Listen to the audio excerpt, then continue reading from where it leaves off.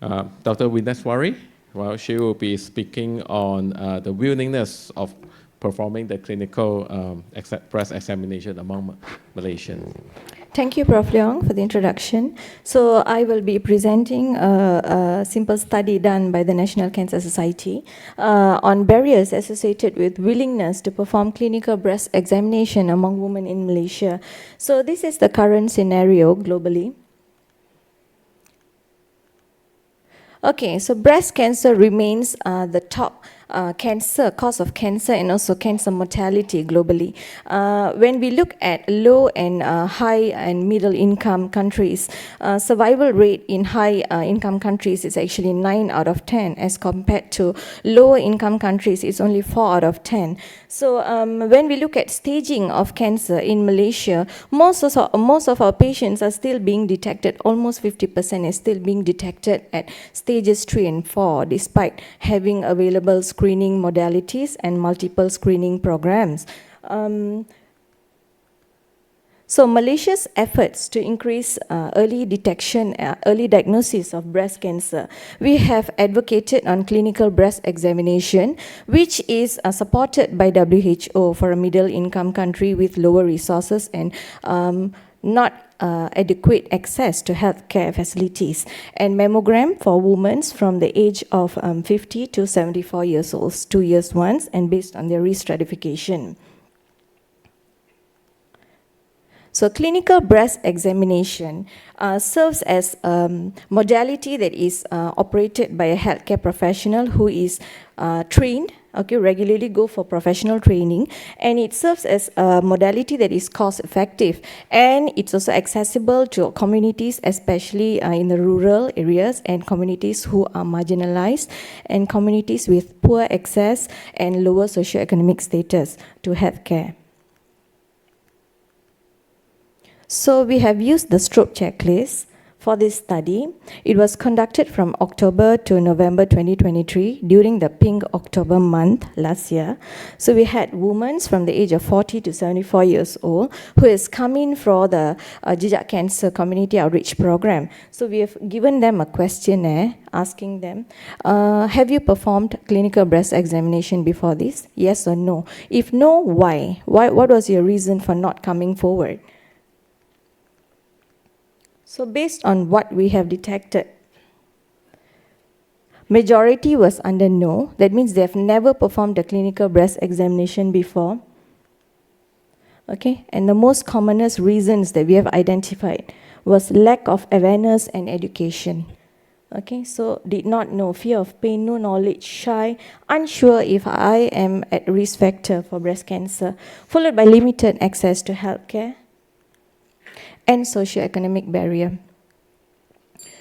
Yeah, so this as a take-home message, we have actually, NCCM is trying to improve screening modalities in Malaysia as far as breast cancer is concerned. So we are also learning from higher income countries, and we are trying to echo what they have done. This is in line with the Global Breast Cancer Initiative. The first pillar is actually health promotion and early detection. So it goes hand in hand. So under health promotion, it goes for professional training of healthcare professionals to perform CBE, as well as community educational program, so that the community is aware that breast cancer is there and what should they do to screen for breast cancer. Thank you.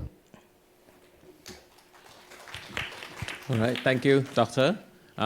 Any question from the floor?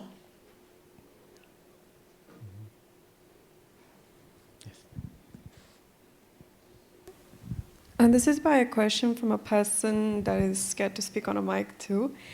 So they're asking, a lot of other cancers, the reason why the person is in danger is because it stops the part of the organ from working correctly. But why would breast be something that is dangerous, and why is it the most dangerous? Okay, breast is not the most dangerous cancer out there. In fact, pancreatic cancer is the most highest in, it's the most malignant form actually. But breast cancer can cause metastasis to other core organs, such as the bone, lungs, brain. Any forms of cancer can do that as well, not only breast cancer. So that is why it's a matter of concern, yes. All right, thank you. Doctor, I have a question, sorry. Yeah. Doctor, is there a specific age range from where breast cancer can be developed, or is it like even if you are young? Good question. So actually, right now, we are also focusing on breast cancer before the age of 30. But however, because the national guidelines have suggested 40 to 70, we also promote for women to go for early CBE, early clinical breast examination, as young as 20 years old. So cancer can form at any age, at any form, and it does not discriminate. Yeah. Okay, thank you. I have one question. Yes, Prof. Yeah. So I saw from your survey that one of the main factors, one of the main challenge was actually mentioned that no time. Yeah. So I'm just curious, how long does it take to do a breast examination, and how frequent one should do this? Okay, so a clinical breast examination takes about 5 minutes.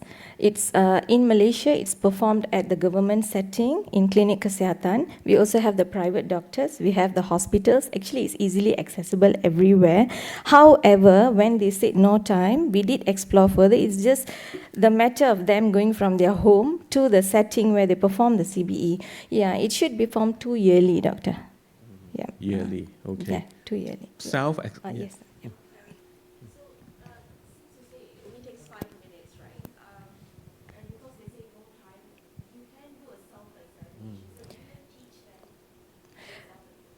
Okay, thank you for your question. So self-breast examination actually serves as more of a patient awareness. It's a promotion. Yes, we do educate patients on them. That's a first step. But a more sensitive way of detecting breast cancer or lumps would be a clinical breast examination followed by mammogram. Yes. This question is for people that are transgender. If you're a trans man and you've removed your mammary glands but you have a history of breast cancer, would you still be worried? Okay, so that's a very tricky question. I would suggest that if they are on hormonal treatment for being a transgender, they should go for screening modalities such as the mammogram, which would be more specific and sensitive in their case. Yes, but yes, please go for screening. Yeah. Okay, any more questions? Or since we have a lot of time, maybe I ask one Yeah, last sure, one. Prof. Okay, now, you mentioned, well, I think just now someone was asking about self-examination and clinical examination. Yes. Do we know what is the, the comparison in terms of accuracy or? Okay, so thank you, Prof, for your question. The most sensitive modality for screening in the market is definitely mammogram. There's no doubt about it. Clinical breast examination is about 71%. Self-breast examination is based on the patient themselves. So it's very subjective to them. It's very difficult to say because they might see the lump and feel that it's a normal lump. And most of our clients in Malaysia actually feel that this might be, other things, superstitious belief and all that. So yeah, again, I would advocate that in order to arrive to a proper breast cancer screening, they should go for a clinical breast examination together with the mammogram where the healthcare facility is available. If not, then a clinical breast examination first, and those who have lumps go for the mammogram. Yeah, and there are there's a very niche area where we call non-palpable breast lumps. So this is about 1% of the entire population. That is the only part that the clinical breast examination cannot detect, which is like 1% of the entire lot. So everyone else can actually go under the frame of clinical breast examination. Yeah. Right. With that, thank you very much, Dr. Thank Vignesh. you.